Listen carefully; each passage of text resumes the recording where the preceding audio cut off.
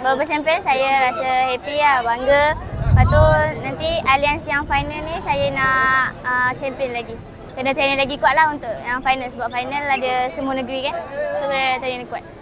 Transisi daripada bawah 13 ke bawah 15 ni kan, ada rasa perbezaan tak?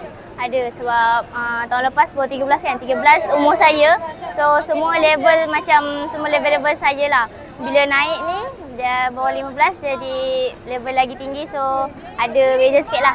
Level tu lagi tinggi lah maksudnya. Harap boleh champion lah untuk final nanti bawah 15. Kena training lagi kuat lah, fokus. Semua bola, kaki semua kena laju lagi untuk final kan, lagi besar lagi ramai orang untuk saya lawan.